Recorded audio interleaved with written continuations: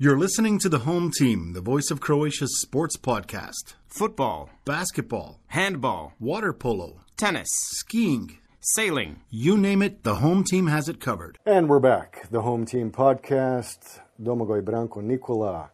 And for today's show, we have a very special guest, Mark Viduka, a Croatian, Australian, Aussie Croat. Don't know how exactly we phrase that these days, but definitely a football legend, I will say.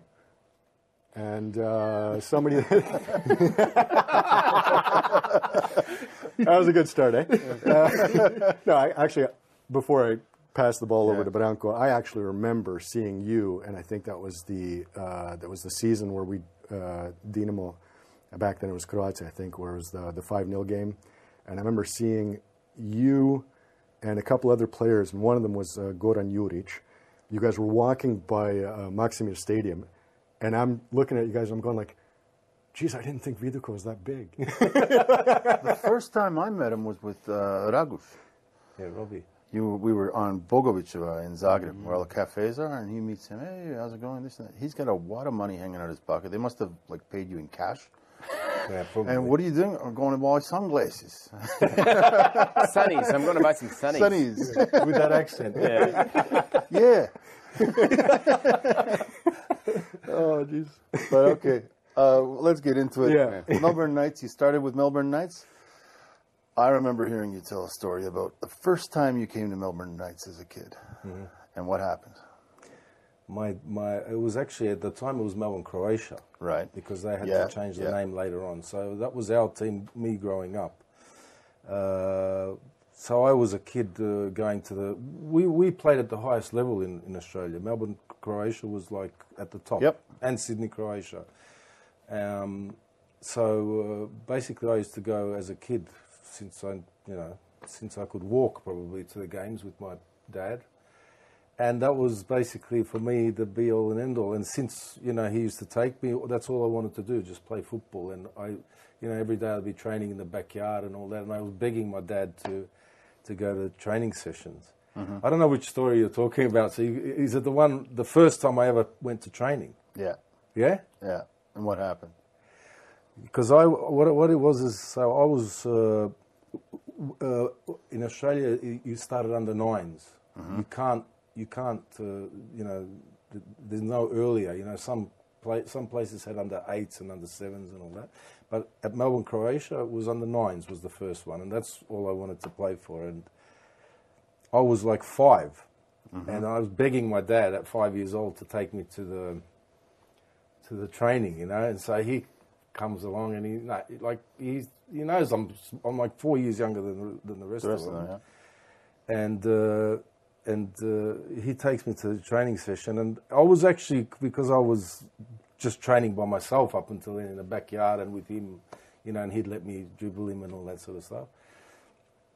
And so I get the ball, start dribbling, some of the players, this and that, and one of them takes it off me, right? And I just sat down and I started bawling my eyes out, I started crying, And the coach goes, bolje ti njega do fura iz sljedeće godine. But that's to me, that's a story of determination. Yeah. Some kids will get turned off for life. Yeah. Well, and I was just waiting for next year. Uh-huh. What was your dad's reaction to that? Was it like, come on, Mark? Or was it like, nah, I was 5 years old. They were like 9, Yeah. Well, almost 9. And but then I came the next year and I played 3 years up for a lot of for a few years I was playing 3 years up, and then I went down to 2 years up because when puberty hits, people start growing, and you're still. So at the start I was very, very, very keen on playing. Okay, and then that was my first. You slowly moved up in Melbourne, Croatia. I guess it also changed to Melbourne Knights in the meantime. It changed in 1990 when I started playing for the seniors. That's when it changed. Yeah. So up until then, it was always Melbourne, Croatia. We talked about this a lot with Jozo. 93, 94. I understand they can change it back now. They can, but I think it's been 30 years. 93. So yeah. How long has it been? That's 30 years, 32. 32 years. And it's sort of, I think it's a little bit more palatable for everyone, than, Croatia. Well, I spoke to Yusuf, and he sort of said that when they were forced to change, the Croats created a company, Melbourne Croatia, and the team's separate. Yeah. And everything that is owned by Melbourne Croatia, and the team is Melbourne Knights. Yeah. So it's actually kind of like a good business model. Why change it now? That's why. Yeah. I think that's probably the reason, Sydney, Croatia was also, they were saying that they were going to bring back the old name or whatever, but they're called Sydney United, it's also, it's a nice name, but... Fair enough.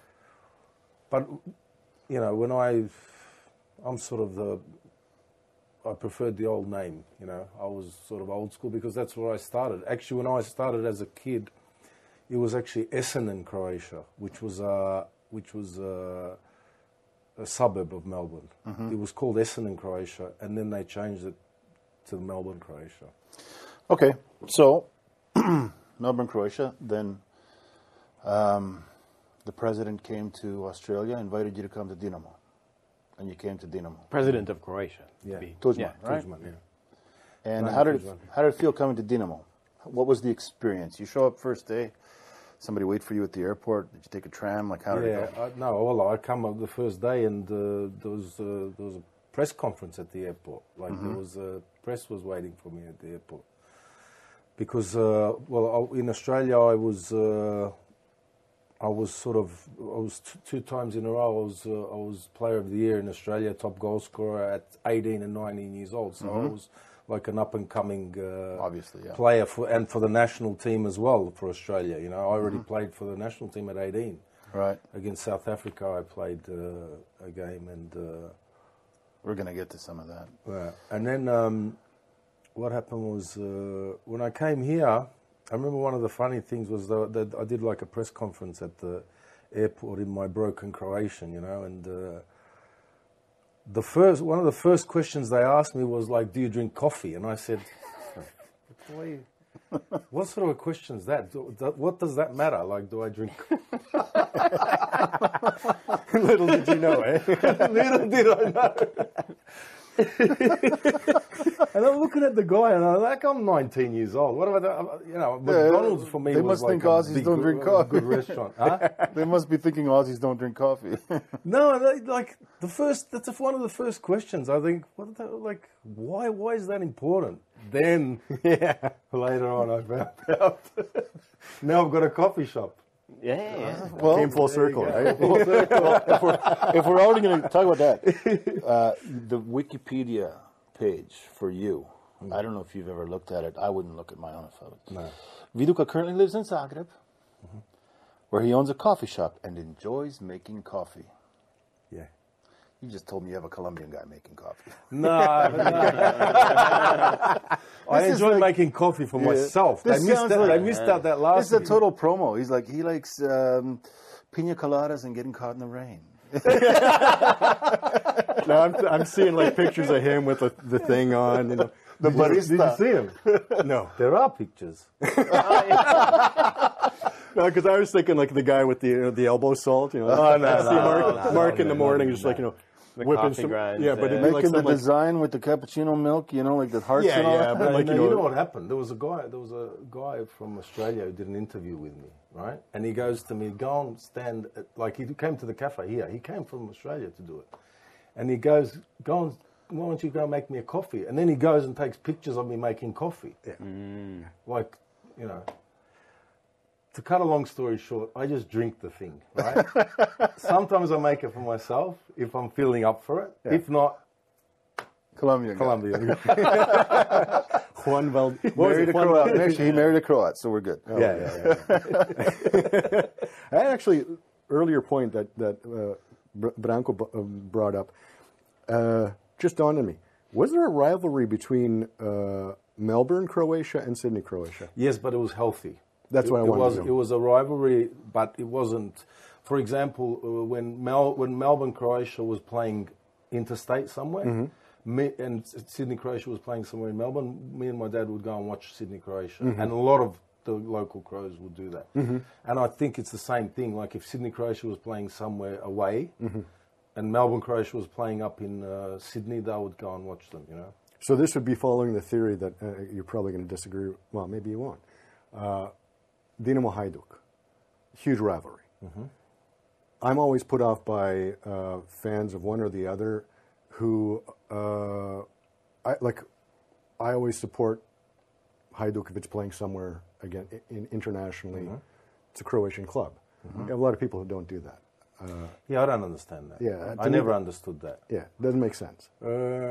Even when I was, when I was in Australia, before I even came here, I followed, not that I followed, I supported all of the Croatian clubs. And I didn't make, for me, it wasn't a difference, you know what I mean? Only when I came here, I saw the huge rivalry, and some I think they go too far a little bit, with that. Definitely. I disagree with that. Definitely. I mean, I'm a Hajduk fan, and we have you on the show. There you go. Yeah, he didn't even offer me a drink. Exactly. You got water. We gave you water. Kako ti domaće? No, you're going up for Škriva later. But I took my father, who came back to Croatia after 20-something years, because I was here, and I took him around, and Dinamo was playing Partizan. Oof. And Sine, we got to go. I'll get you tickets. I got tickets. We went to the game. And he told me after, we're Hajduk fans, family, you know how it goes here. Best game of my life. That's what he said. The best game of my life. 5-0, right after the war, practically. Yeah. First time they were here. Huge. And there's something I want to ask you about that game. So, Pucaj. yeah, here's this. And you're going to have to do it for us. Go on. The first match played in Belgrade, 1-0 for them. Apparently, Ladic, in the locker room, according to an article, they all shook hands and said, "We'll get him in Zagreb," right? I think that was Maric. Okay. Silvio Maric. And Marijan Vlak, the coach, said this about the match in Maksimir. We and the Partizan players were standing in the tunnel before the match. Oh, he's smiling. He knows what we're going to do. They were already scared, pale as a sheet, because they saw the atmosphere in the stadium during the warm-up. That's fine. However, Juric thought they weren't scared enough. Suddenly, out of the blue, he roared, "Ajmo, let's go!" And then that huge Mark Viduka followed up and roared, "Arr!" He let out such a roar and looked. Sound like a pirate. Oh, you're going to have to do it for us. Yeah. He let out such a roar and looked at the Partizan players. They just looked down at their boots. They were already finished. Oh. I think it was something like that. I don't remember all the details. You know how it is when in a situation, everybody's got a different recollection of it, you know. But I was thinking about my own game and probably nervous as hell, which you are. Yeah. It's a huge game for us. I mean, when that game, for example, we went to Belgrade the first game and we battered them there. Like, we played really, really well, but nothing would go in. You know, I think we had like 2-3 times we hit the post or the crossbar, and they said it had many misses. Yeah, we pumped them. We pumped them, and they went up the other end and scored a goal from nothing. And it was a big for them over there. You know, the fans were aggressive and all that sort of stuff, which is normal. I mean, but you don't know how it's going to end, do you? You know, you come to the second game, we come here and everybody's coming up to us. You know, you've got to win. You know, my son pressure. Got killed in the war. Somebody, like even old ladies, grandmas would be coming up to us and saying stuff like that. And it's a big responsibility for us anyway. And you don't know how it's going to end up. You know, with the thing with football is you can do all the right things, and it doesn't work out for you, like it did the last game. You know, and we're thinking, and it was just a huge relief. That's what it's like. You come in there full of adrenaline, energy, adrenaline, and at that moment, Yeah, I probably did something You let like it out. that. So it wasn't I really. let some of it out. It wasn't necessarily an intimidation tactic.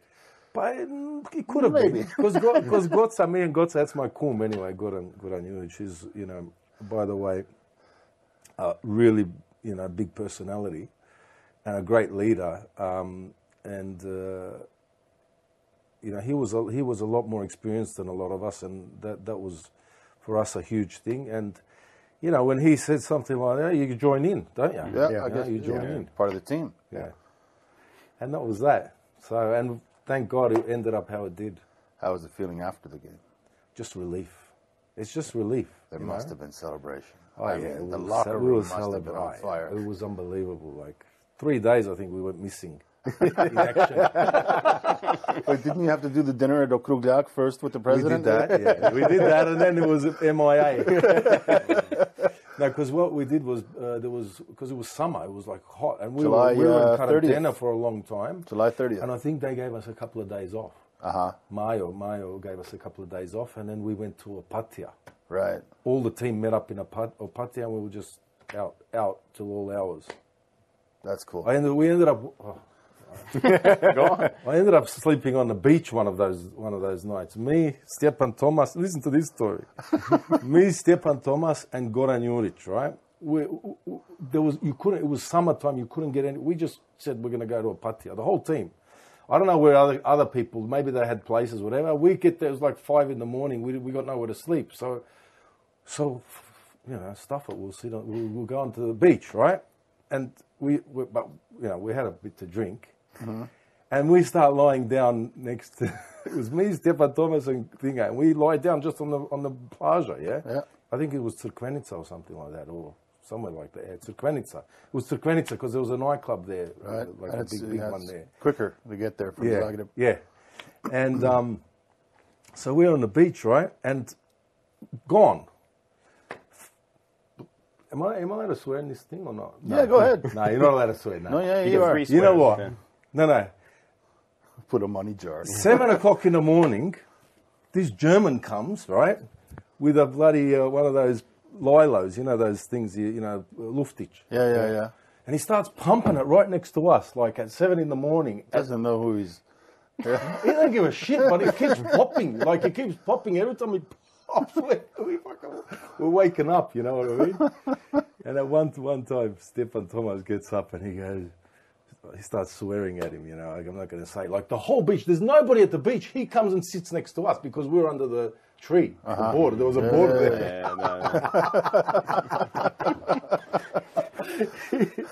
That was a good weekend. Well, after 5-0, I think so. Yeah. You deserve that one. Yeah, that was good. Good night. Good night. Okay. After Dinamo, Celtic? Yeah. Celtic, Leeds, Newcastle. Middlesbrough and Newcastle. Middlesbrough, then Newcastle. Then Newcastle. But barring your Croatian teams, which team was your favorite one to play? Where did you have the best time? And I don't mean necessarily... On the pitch? Or No, drinking, clubs, and whatnot. Where did you just have the best time, good life? You know, the thing is, a lot of people ask me that question, and in each of the places, there's positives and negatives. Mm-hmm. You know what I mean? So you can't say, you know, where was the best.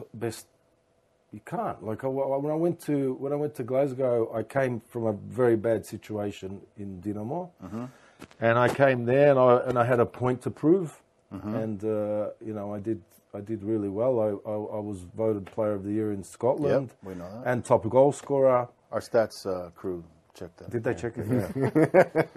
It's good that they had it in there. You know, like, cause with all these, anybody can put anything on there. Well, I mean, you're looking at them, right? So yeah, we're the stats crew. Oh, you guys! Well done, guys. You did a good job. So that was a really good thing for my career. It was, you know, then people started taking notice. You know, like of.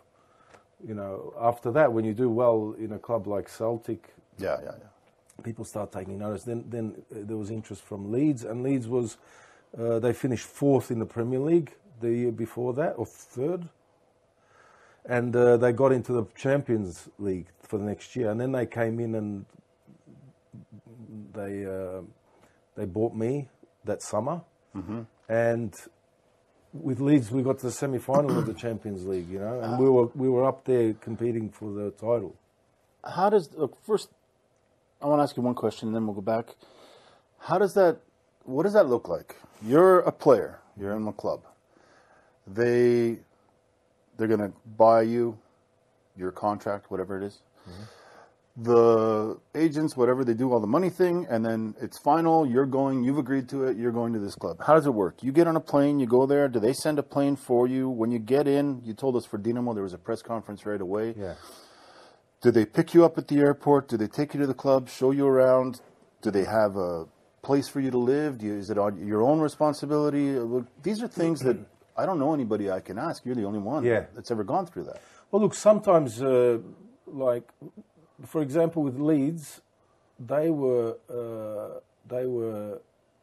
interested in me for a while. They kept sending a guy called Eddie Gray. He was an older player, like a legend of the club, and he used to come to Celtic because he's Scottish, and he used to play for Scotland as well, and he's a huge Celtic fan, and so they brought him along he used to come and watch me. I didn't know he was scouting me at the time, and then they later on when it was sort of thing, they invited me to come and have a chat to them, and I went down for it was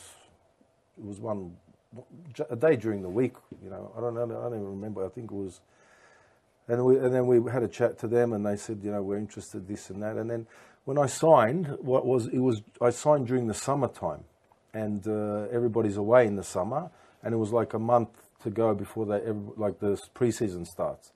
So when I signed, I went there and I just signed the thing. I did press conference, pictures, and all that, and then I went back to Croatia, and then they call you on your, you know, like the day of the pre-season, which is usually around 7th of July or 10th of July or something like that.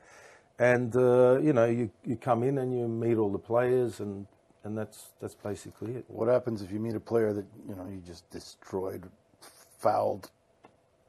That I did? No, yeah. Like what happened? Like, say there's a player there that you've committed last season in a Champions League game, a rival, you really hit him hard or something, and well, he remembers you get to know him, you know. If it's I've got a story actually. When I was in Scotland, in Glasgow, we played against. I think he was Dundee or Dundee United. There was this huge, tall guy. He was like massive. He was like at least, I'd say, near 2 meters. He was massive, you know, and he marked me. And in Scotland, I think it was like we played each other 4 times, and it ended up like in the last month or so, or 2 months, we had them twice for the cup, the Dundee, whatever, Dundee United, whatever. Then we had him in the league, maybe twice. Maybe it was a catch-up game. I think I like 4 times, and he's marking me the whole every game of these games. I think in the last month we played 3-4 times against them, and I had to come because he was the tallest, and I had to come back for corners and mark him, you know. And he was a nightmare to mark because he was just too. All they did was they threw the ball directly to him. And he'd just header it on or whatever, try to score, whatever. But you couldn't mark him because he was too tall and he was big as well. He wasn't like skinny, you know? And so, you know, I was actually a little bit sick of him, to be honest. Sick of looking at his head, right? And marking him, you know? And because he was hitting me, he was doing this every time I look. My God, you're like, well, leave me alone, you know? Like every week I have to see you, you know? And I come to the pre-season at Leeds that year. That was 2000, whatever. And he's on bloody trial there, marking me again. Like he comes to Leeds on trial and he's marking me. I go, bloody hell, I can't even get rid of you, mate. I thought I saw the last of you. Did he end up making the team? He didn't. No. He didn't? No, he didn't make it. Never saw him again in action, huh? Well, he went back up to Scotland and he played. So he stayed up there and no more marking. Liverpool, 4-3.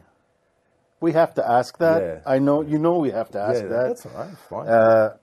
4-3, all 4 goals for Viduka. The V-Bomber or Big Dukes? Which do you prefer?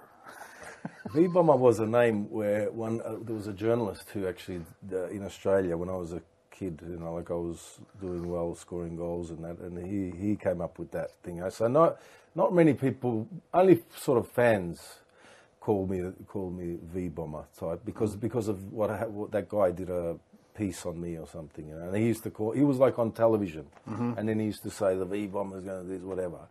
But he was a nice guy, guy called Greg Blake, and but Dukes is always always my nickname.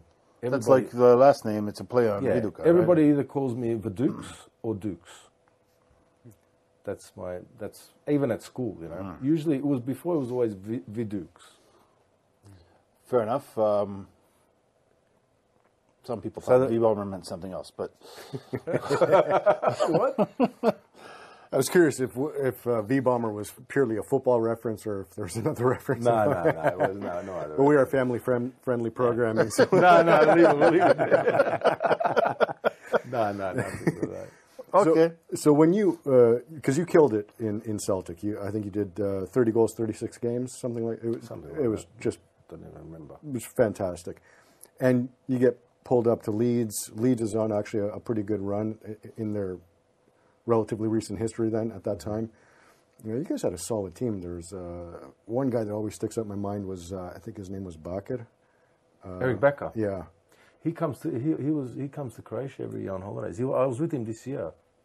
He comes to Dubrovnik every That guy year. had a killer shot. Good guy as well. Yeah, but so you come to Leeds, and how are you looking at? Because you're already now, I'm not going to say a veteran, but you're in that prime of your career. I was 25 then. Yeah. 25. So you've got the smarts are there. You've got the experience. You've done this a couple times, and the performances are the physical abilities are. How are you looking at football now at that point? What are you looking to, like? Are you thinking Leeds will be a great place, or do you go? I want to keep, I want to like Real. Well, I was thinking Milan because you grew up a Milan fan, right? I was a massive Milan fan. I loved Milan. From the days of Van Basten, Hullet, and Rijkaard. Yeah. I grew up watching them, and Van Basten was my favourite player, and Maradona, Diego. But the thing is that when I came to Leeds, I really enjoyed it there. I really liked the team there. I liked the people. I liked living there as well. And you know what happens there? That your life starts changing. That's what happened with me at Leeds, where my first son was born there in 2002. Then my second in 2000 and was later. But I lived in Leeds for 7 years altogether. When I played for Middlesbrough, I was living there as well. Mm-hmm. But what happens is that first year we were competing for the title, the Champions League semi-final. We just bought Rio Ferdinand from West Ham, who was we were investing a lot of good players. Robbie Fowler we bought Robbie Keane. There was Alan Smith there, Olivier Decourt, David Batty, Woodgate. Really good team, and I thought we were going to compete with the title. Mm-hmm. But little did I know that the club was in financial problems. Nobody knew about that. Mm-hmm. Leeds had big financial problems because they overspent buying all these players, and everybody was on good wages and all that. So. And then slowly they had to start. The second year we finished 5th and missed out on the Champions League, and they were hoping to, because Champions League was they were gambling on the Champions League money, and at the time also there was a big thing where. I don't know if you guys remember, but ITV put a bid to take to show all the Premier League games, and they put a massive big bid, a lot bigger than what Sky was giving. And after 6 months or something, they went bust. And so what happened was a lot of clubs, not just Leeds, a lot of clubs overspent because they're thinking that there's going to be much more money coming in, And there was a lot of clubs in the Premier League and also the Championship which were struggling, like nearly going bust. Like one was Chelsea. Chelsea, if Abramovich didn't come in that time, they would have went down. Because of the lack of the TV money. Because they'd overspent. They'd spent too much money for expecting revenue from the TV, and then ITV. I think it was ITV Digital. It was called. And then they went bust, like because I don't know. I don't remember the numbers, but they were offering ridiculous amounts of money compared to what Sky was offering, and what Sky was there before, and so it filtered down through all of the clubs. The first of all the leagues, there were big problems. I think it was 2002, 3, something like that. There was big financial problems with clubs at that time, and everybody had contracts they had to pay, and then slowly what happened was Leeds started getting rid of players. Right. You know, first went Rio, then went Woodgate, then Lee Bowyer, and when you lose continuously all the good players, and then they were replacing them with players who were on loan from France or some, it wasn't a good time at that time. That was the beginning of the end, so to speak. But when it comes to clubs and all that, when you get sold to a club, it's not like you sit there and say, I want to go to Milan or I want to go to. It has to go. It has to. First of all, they have to be interested. First of all, second of all, you have to find the right terms, money-wise. Thirdly, the club has to want to sell you. So when Milan came in, were interested in me after the first year, the club didn't want to sell me because they were. Yeah, they're planning on you. Planning on me, investing new, whatever. And to be honest, I really didn't want to go at that time because I just moved from Celtic, and I bought myself a new house there, and I was settling in there. You know what I mean? Yeah. And then after the first year, it goes quick, and it straight again to a new club, new surroundings, new everything. It takes time to get used to all that. So. I thought to myself, maybe next year or whatever, or whenever, but it didn't eventuate. Yeah. There's an interesting thing. Branko and I were talking yesterday as we're working up to today's podcast. In my limited sports career, we had a thing that you were only allowed to drink the night of the game. So after the game, you could drink 6 days a week. Or you had to be completely dry. Like that, yeah. And I thought right away, I'm thinking Scotland? Scotland? Are you kidding me? Is that possible? What do you mean, the players? Yeah. Did you guys was there any kind of did the coaches say anything about that? Was there an unspoken agreement? Was it open? In Leeds, you go into a pub after scoring 4 goals. Yeah. You don't even have to ask for it. I didn't really do that. I'm not saying you did, but that's an example. Or Glasgow. You go into any Celtic pub. Wow, right? Crazy, yeah. And was there some sort of rule where, boys, you're not supposed to drink or you can't drink? I don't think there was a rule, but everybody knew you're not going to drink before a game. Nobody would drink before a game. Yeah. I don't know many. I don't think I've played with players who did that. They'd have a drink during the week, maybe a day during the week. We had a lot of Irish players who were playing with us, so they like a bit of Guinness and that. So they used to. Some, players used to. But I wasn't a big drinker. I'd go out for a night out afterwards or something. Yeah, I'll have a few drinks, but during the week or something, no, I never did. But we had some of the Irish lads. They would have a Wednesday would be off, maybe. We wouldn't train on a Wednesday. And then so Tuesday after the training session, they'd go to a pub and then they'd have a few beers and then they got Wednesday off to recover and then they come back on Thursday. Right. And that was that. If they drank, But I really didn't drink in those days. And what were the trainings like? So basically, you have basketball players, whatever, that I follow, that spend, up towards $1 million a year on their bodies and on their, training personally. Did you guys, back then, 20 odd years ago, did you guys have access to nutritionists and personal trainers, or was it kind of just more relaxed? Was it you're just going to train with the team, or did you have your own training sessions outside of that? You know what? You're not supposed to be having training sessions outside because it's sort of, if you overdo it, it's not good as well. Basketball's a little bit different because, to be honest, it's not as, I don't think it's as taxing on you.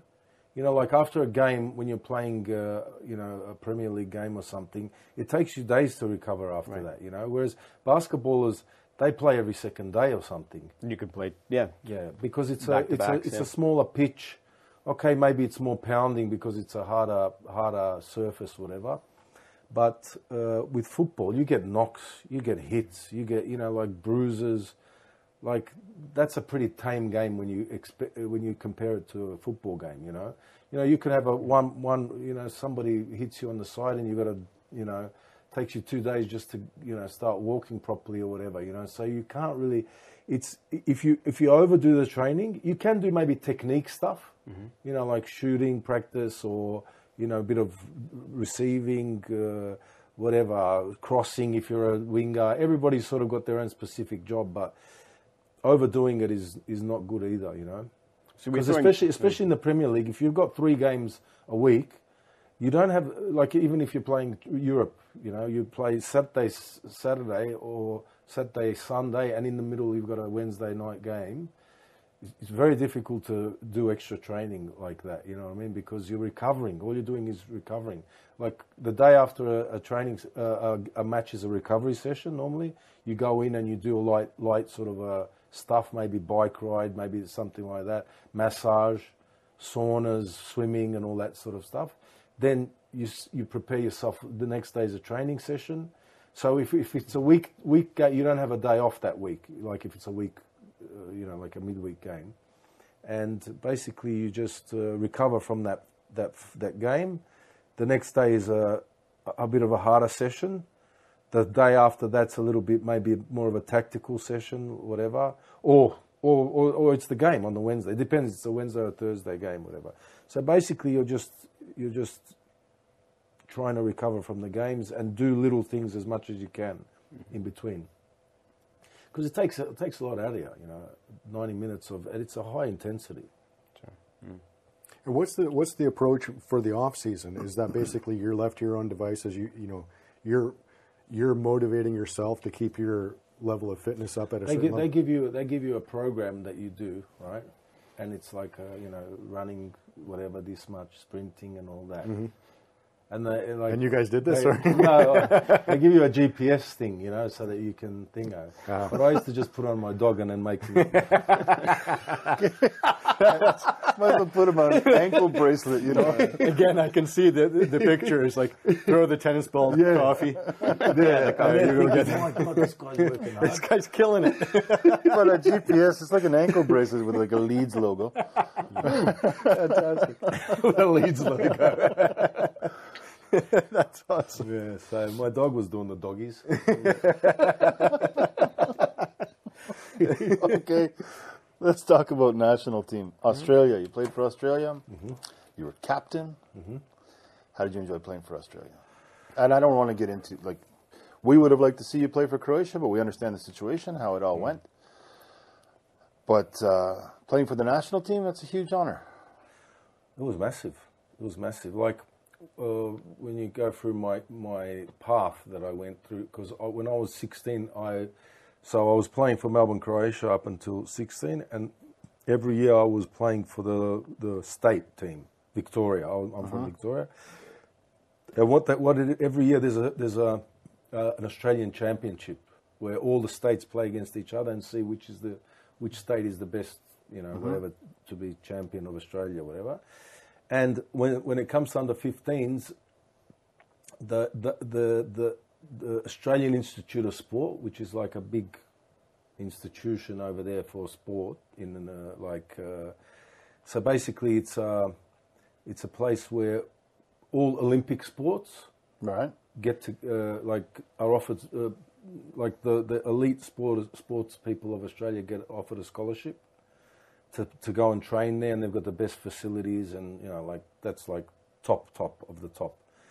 And so basically out of that, when it's the under 15s championship, they pick 20 players to give a scholarship to, and I was one of the 20. So and also Josip Skorko from Hajduk, you know. Right.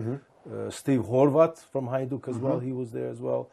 Ned Zelic, I don't know if you remember him. A lot of good Australian players got offered that scholarship, and I was there for two years. And that's a 2-year program which costs the Australian taxpayer $300,000 per person. Wow. So you've got board there, you've got, that was in Canberra. I'm from Melbourne, so that was in Canberra. So that was, it's like about 800 k's from where I was from. And so basically it's board, food, schooling, whatever, you know, facilities, you know, clothes, sports stuff, equipment and all that. It's a $300,000 thing. And basically I was offered that scholarship, and I went, and that team that they picked was designed to play for the under-21s World Cup for Australia. So basically it was a program that was designed to get these 20 players together who were the best at that time, and make them work for 2 years towards the Youth World Cup under-21s. Right. Okay, that's building the future. Building that. It's not just under-21s, and the Olympics teams as well. So basically, you know, I was on that path that Australia had for their football players, you know, and I had no clue whether I was going to come to Croatia or not. Croatia wasn't even, it was at war. It was 92 then, I think. I went in 92. I was 16 at that time when I was in 92. And so I stayed there till 16, till what, I was 17 and a half or something like that when I left there. And I had a 2-year thing, and I started doing like everything professionally, you know, weights. And if I stayed at Melbourne, Croatia, I would never have done that. That for me was what made me as a player. Those 2 years. That was a step forward or a step up. A huge step forward. And that's what I said. And so for me, it was the natural progression to go to play for Australia, because I didn't know nothing about Croatia. So all of a sudden, when after 2 years, I go back to play for Melbourne Knights, and we win the minor premiership and we win the premiership the next year, and I did really well. And Tudjman comes in at the end of all that. Yeah. So my progression was already with the national team. Well, once you've committed to one, that's how it works, right? Yeah, well, I played for the senior team when I was 18. It was the first in Sydney. It was my first cap was against South Africa there, and for me, I wouldn't have wanted to go back on that. You know what I mean? Of course, because I felt loyal to Australia. I felt that, you know, my whole upbringing was from there. My whole upbringing was thinking I'm going to play for Australia. You know? Yeah. Because I wasn't going to play for Yugoslavia, that's for sure. Yeah. Makes sense. You know, and I was a fan of the national team. I used to go to the games, me and my dad, watch the games, and, you know, we had a lot of our local Melbourne Croatia players and Sydney, really good players, and we wanted, you know, I watched them in the World Cup, well, not World Cups, like 88 Olympics, Australia against Yugoslavia. Australia beats Yugoslavia 1-0. Frank Farina was a friend of mine. He was my coach and he was. So we were for that, you know. We were hoping for a free Croatia. I had no idea that I was going to be involved in any of that. At one point, there were how many Croatian players on the national team? In our team, yeah, because we were. That's like Šulina, Melbourne Croatia and Sydney Croatia is like I would say the. How would you say, Man U and ne znam, Chelsea of Australia. Right. They were always one of the best clubs with the biggest history. Those two were huge clubs. You know, people sometimes here have the perception of that like some shitty league in Australia or something. You know? But they were like big clubs in there in the football there. You know.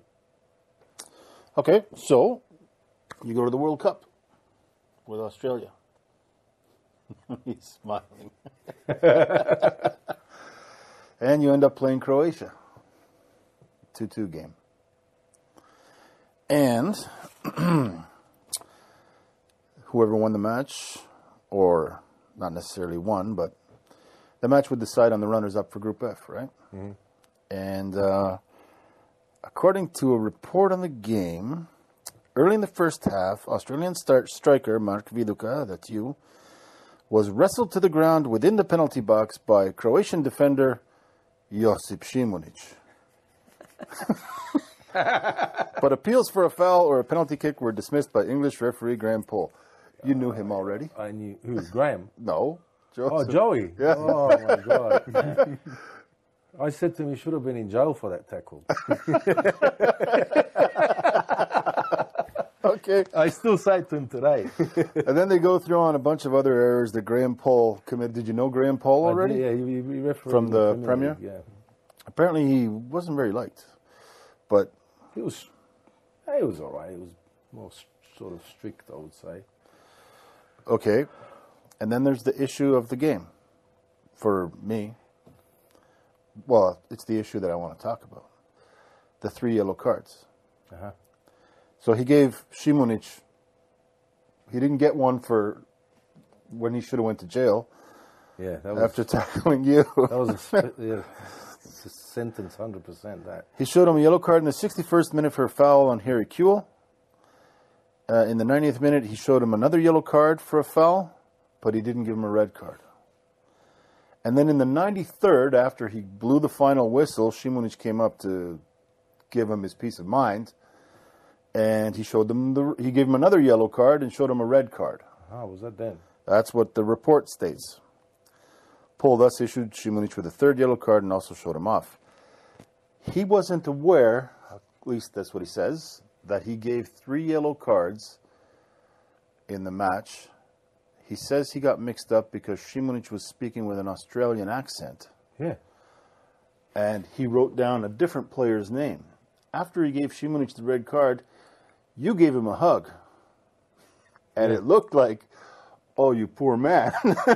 No, it wasn't. No, because I told him, because Joe so was... you did say something. Yeah, well, during the game, Joe was marking me for a lot of the game. And I knew he had a yellow card. Right. I knew he had a yellow card, and I was trying to get him another yellow card. Right, yeah. Obviously, as you do. And I knew that if he gets a yellow card, he's out, because I knew he already got one. But Graham Poll, because I spoke to Graham Poll afterwards about that, like when he was back in England, yeah? Mm-hmm. And he said that because he had 2, on the back of his card, he's got 2 things. One, numbers for the Australians and numbers for the Thingo. Now, he's come, like he's given the card, he's going to give the card to Joe, the first one or the second, I don't know which one. And so he must have been looking down at the card, and Joe's speaking to him in an Aussie accent. And he's thinking, and instead of putting number 6 in the Croat side, he puts it on the Aussie side. But he appeared on Hard Talk, BBC. He says he didn't put anything down, that he was confident enough in himself to remember. Oh, maybe that's what it was. I think that's less. I think that's covering. That's less embarrassing than this. I think that's what he said to me. Yeah. That's what, like, that he's got one line for them, one line for, like, one for the Croats. He's not going to remember everybody. Yeah, obviously. Come on, you can't remember everybody. You're under pressure. You're under huge pressure. Yeah, but you get picked as a ref to ref the World Cup, and they were talking about him potentially reffing the final. It could go to your head. I'm not trying to say it did or that he's. I don't think so. I think he did that. I think because he's got the things written down, and so you imagine that he's got the card, whatever he's trying to write down whatever fine thingo. There's thousands of people, yelling, screaming. Joe Šimunić comes up to him. He's probably not even looked at him. But he's hears the Aussie accent, and he's thinking, oh, he's an Aussie. So he maybe didn't even think. Bang, puts it under Craig Moore, Craig Moore. Mm-hmm. Did you say anything? We didn't know. For the second yellow card, though? Whose? Šimunić's. When he got the I did. That's what I said to him. Yeah? I come up to him, if you see it on the thingo, I said to him, you've already booked him. He goes, go away, no. Okay, no talk, yeah. You know what I mean? I go, have a look, you've booked him already. So he must have had a look, and it says Craig Moore, our player. Yeah. That's wild. Do you know what I'm saying? Yeah. And with that many people there, It's not easy, you know. It's Yeah, not easy refereeing. Like there's 50,000 people there screaming, you know, and of whom all of them want to kill you because you're the ref. Exactly. Right? Nobody's on your side. Nobody likes Yeah, exactly. So I'm assuming you're looking into a career as a ref. Yeah, that's what I was thinking about. Yeah, football, that'd be great. Well, he said that it haunted him forever, and he had nightmares and whatever. And I think, well, that's what he said. I mean, now we're starting to feel sorry for the man who I didn't feel sorry for 5 minutes ago. Look, he explained his decisions. It's not easy. The pain and agony and sleepless nights that resulted from his mistake. And anyway, he left. He retired soon after. Yeah. Right? So No, I think they stopped him from doing international from then.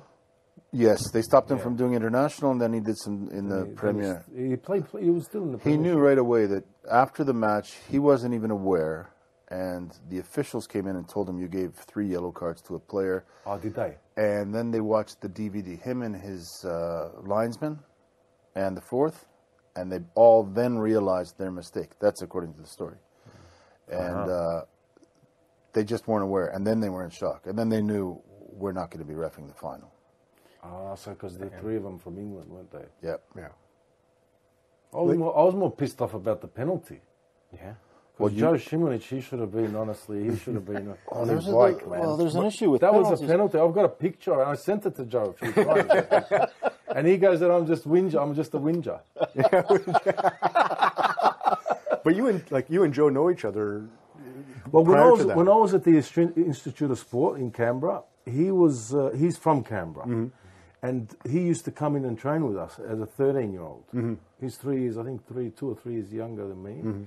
So he used to come in and he would train with us, you know, as a youngster. Yeah. We were 16 and he was like 14 or 13 or something like that. But he was very skillful. Yeah. As a youngster, very skillful player. But there must have been some sort of the banter back and forth on the pitch and this and that. But you guys kind of know each other, so Well, you knew are you almost ribbing him everybody or, on the know? pitch. You know? Yeah, you do, huh? You knew everybody on the pitch I practically. knew everybody, they're all my mates. All the Croat players Most of them. and all Not everyone, but most of them. Most I of them. played with most of them. Tito was my first coach at Dinamo. Yeah. Tito's Niko. Yeah, Niko Krenča. Niko was there. When I came to Dinamo, he was he used to hang around. Tito's son and his daughter as well. They used to come and hang around with us and that. And so I knew most of them. You know, the Dinamo ones anyway. Right. So Thomas was there. Oh, there's a penalty involving Thomas, right? Later in the He second half? handballed it. He handballed it in the penalty box. Yeah. And then he did it again later, and he didn't call it. Yes. He remembers the game. Of course. So, you know. Well, you did advance in the end. Yeah, we went through. Yeah. So. Well, I think to be fair, I don't think we deserve it. No, I don't think so. The way we were we just playing. weren't that great. No. On air, I will take issue with that. No. Absolutely. Kranjčar, Cico, after the game was asked to his face for the first time, somebody asked, is this acceptable level of play for Croatian national football team? And he said, yes, I think this is our ability right now. And I don't accept that. No. Refer to Croatia Graham is Paul a and football what powerhouse, and we need to respect ourselves and treat ourselves like that. And I think that's what Dalic did. I think people like Dalic, even before him, Slaven Bilic, brought back that, or not even brought back, introduced that winning mentality that, we have generations of good players, Yeah. And even the boys from abroad, you guys all did very, very well. You achieved, great heights in the sport. I think we need to respect ourselves, and I think that's what we're doing. And Well, look, there's high expectation, and you have to be if you're if you've got that sort of a pedigree as a nation, which is it's a miracle how well Croatia has done. Really, they've overachieved. Yes, considering the They've size. overachieved, but that also goes in waves. Mm-hmm. After '98, there was a big lull as well. There was from what was that 90? What was that? Were they We after had 2000? So in '98, I think it was after '98. Then it was 2002, wasn't it? 2002. That was Japan and in Korea. Yeah. And I think that was where Olic first made his kind of like statement, "I'm on the scene" kind of thing. Alan Bokšić was still with the team. Boka was there, one of my favorite players. Just Me too, yeah. him, Robert Jarni from that generation, just ridiculous. Yeah, good player. I think he was our best left wing ever. Absolutely. Not enough good things to say about him. Jarni was good, yeah. Lefty, yeah. And transposing that now to today, when I look at guys like, I remember watching Perisic when he was coming up through the junior ranks. I'm just thinking like, this is it. This is the guy. I thought he was fantastic. Him and another guy that I don't know why, but I always thought, of course I'm going to blank on his name now, Sassuolo. He played for the Italian Sassuolo. How old? Shime. Versalco. Versalco. Yeah. And these were guys, coming up. So how do you see now, especially with these two games that just happened in the last couple of days, how do you see the Croatian team now? We've got like the ultimate in Luka Modric, but he is, he's pushing 40. Perisic is still... Turns 40 today. Yeah. Oh, happy birthday, Luka. Yeah. Perisic, I think it's 36 now, but still physically Doing at great, the peak. But also a lot of these young guys coming up and really contributing. How do you see the national team going in? Look, I think it's very difficult to keep at those heights for that long, especially if there's a big change in generation. We do have a lot of good youngsters coming through. Whether they can, keep that same level is going to be a big call for them. Experience is a big thing, and if you've never experienced those sort of things, you panic a little bit in those situations. That's why. Why do you think Modric? All the best players are calm under pressure, and it takes time to get that into you. I remember the first time I played in front of a massive crowd, I was very nervous, and then later on that just becomes normal. You don't think about that. You're just concentrating on the game, and when you have more big tournaments under your belt. What Luka Modric came on in that game. I don't know how old he was then. He was when we played against Croatia. Exactly. Yep. Yeah. I remember he came on in the second half or something, and so that was his first experience at a tournament. So the next time you go there, and at a young age, the next time you go there, you've already got that in your locker. You can, it's not you're not daunted by it. You know what I mean? Right, it has no effect. Yeah. And so they're pretty big boots to fill. These guys who this last generation. So I hope the youngsters can do it. Well, we did it yesterday, last night. 4-0. Can't argue with that. Look, Croatia's always competitive, always. And I think the harder the game, the more competitive they are. We usually, play down to the weaker teams, play up to the 1-0 For some reason, it's like, they're big game players, a lot of them. For some reason, even if, but when you think about our history, it's been like that, isn't it? When you think about, who would have, or imagine if everybody was 91 defeatist like a lot of people are, before, Yugoslav army. How many, what would they keep saying? It's fifth biggest lies. Huh? I don't buy that. I don't believe that. Yeah, but imagine if we said that now, and I think Croatians have that in them. Sorry to interrupt. I think it's as far as the football is concerned, it's changing. Dalic is helping that. The players have got the attitude. Now we're going places to play, and it's like Croatia's coming. It's not, we're going and hoping to have the best result. No, we're going to win. Yeah. And it doesn't matter who we're playing. We're going to win. As opposed to, if we get a tie game, I'll be happy. Yeah. And all these years that are practically in the top 10, we've dropped out a little bit here and there. But since 98, we've always been around the top 10. And it's finally got into the players. And it's finally spread to other teams, other countries. Oh, Croatia's in my group. well, we have to worry about them. And that in itself is so competitive and so enough for me. I can't stand a coach that says we're going and we'll be satisfied with a tie game. No, nobody. We're going to win. Yeah, if I'm going to don't. play Brazil in the prime of their history, we're going to win. What else is the game about, right? Yeah. Well, I mean, I always go back to like '98. You know, obviously we were all a lot younger, and that was a huge thing because it was like the first kind of putting us on the map, globally speaking. But you look at that midfield. I would argue that was the best midfield in the world at the time. It was great. It was Great midfield. There's for me, one player who doesn't get any recognition. That's Asanovic. Oh, I love Awesome What a player he was. awesome love player, him. right? Yeah, what a player he was. Like when you think about, you know, like when you okay, Boban and Prosinečki and you know Stanic and like that, but Asanovic was a player who could have played. You know, he was a top player.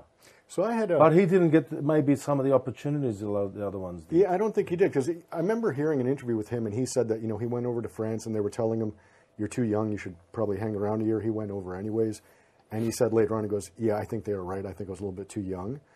And then I was actually, you guys know him, Dennis Rukavina. Mm-hmm. Yeah, Right, so Dennis played soccer in the States, and one of his teammates was a guy from Liverpool. And through Dennis, I met him, and we were talking. And his take on Asanovic in Derby County was that he was just too far ahead of the other players. They couldn't literally read into what he was doing. Yeah.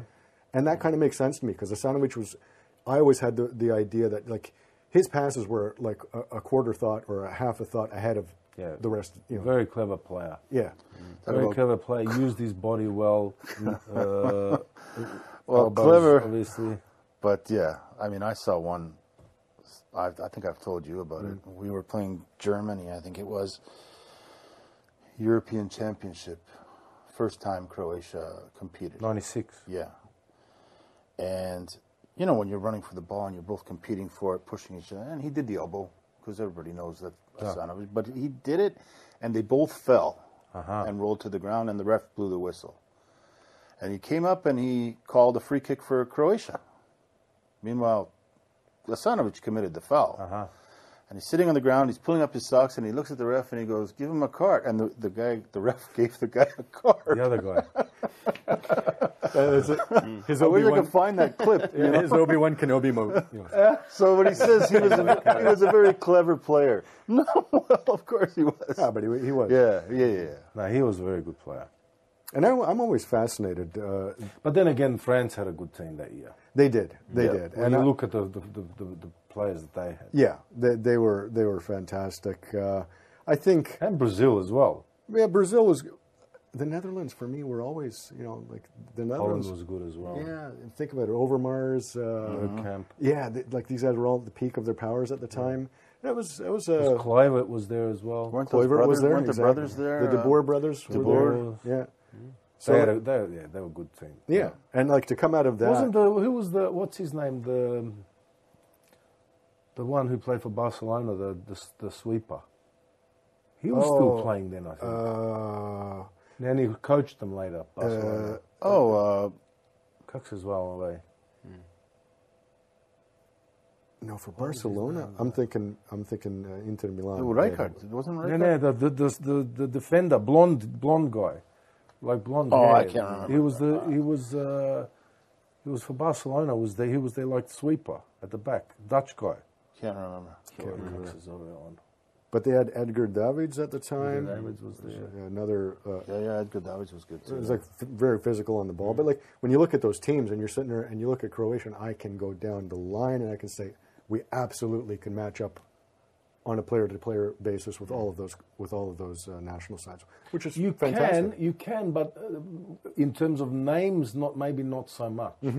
Like when you compare De Boer with I don't know, Stanic or Asanovic. But in terms of performance, yes. Yeah. Do you know what I mean? Like, I get if you looked at the names on the thing and you say, okay, that's Frank de Boer, whatever, this guy, Edgar Davids, one of the best players in the world, and then you got Aljoša, Stanić, Kruno Jurčić. Do you know what I mean? No, I totally get But that. you know, I think for Croatia, one of the biggest motivator was actually the war, the situation that the country was in. That was a huge motivator Definitely.